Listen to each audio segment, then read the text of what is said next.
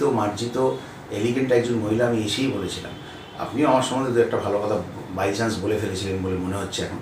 কিন্তু তৃণমূলের মানে ছোট বড় মাঝারি নেতাদের মধ্যে 70-80% মানে আমরা বাংলায় যদি বলি কিছু মনে করবেন না, একদম পচা নেতা। তো তার মধ্যে নিকৃষ্টতম যারা, তাদেরই মধ্যে কিছু মানুষ আসানসোলে আছে, সবাই নয় কিন্তু তাদের মধ্যেই বেশ কিছু আসানসোলেই ছড়িয়ে আছে। তারা আপনার চারপাশে থাকছে, তার একটা প্রভাব আপনার মানসিকতা, আপনার কথাবার্তায় নিশ্চয়ই পড়বে, এটা আমরা আশাই করেছিলাম। কিন্তু যে এত তাড়াতাড়ি আপনার বিদেশের শিক্ষা, আপনার আপনার রুচিবোধ, সেটা এত তাড়াতাড়ি সেটাকে কলুষিত করে দেবে, এটা কিন্তু সত্যিই ভাবিনি। কোনো অধিকার নেই।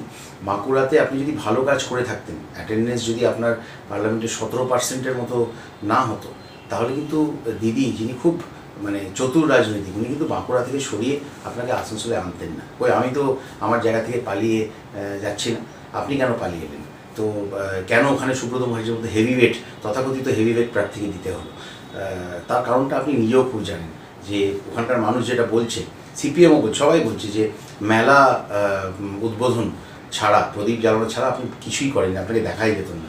শুধু রাস্তাঘাটেরই খানাখন্দ না, আপনার এই ধরনের কথাবার্তা বিহারি, বাঙালি, গরিব মানুষের মনেও কিন্তু ওই একই ধরনের খাড্ডা, ওই ধরনের গর্ত, ওই ধরনের মানে কি বলবো, ওই ধরনের ব্যথা বেদনার পকেট তৈরি করছে। এবং এটার জবাব কিন্তু আপনি পাবেন। আপনাকে বন্ধু হিসেবে বলছি যে 23 তারিখে আমাদের দেখা হবে, আর সেই দিন আমরা হিসেব খুব ভালো করে বুঝে নেব।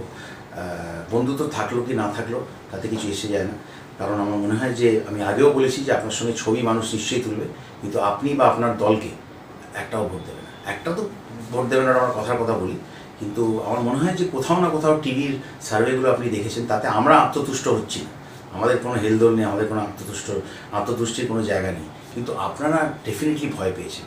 এবং সেই ভয়টা আপনার চারপাশের নেতারা, যারা মানুষের ওপর অত্যাচার করেছে, মানুষের টাকা লুট করেছে, কয়লা মাফিয়ার চোরেদের টাকা নিয়েছে, তারা নিশ্চয়ই সেই ভয়টা কোথাও না কোথাও সেই ঘরের মধ্যে নিয়ে এসেছে। সেই ভয়ে আপনি ভীত, তাই আপনার শিক্ষা, আপনার রুচিবোধ, সেটা এতটাই কলুষিত হয়ে গেছে।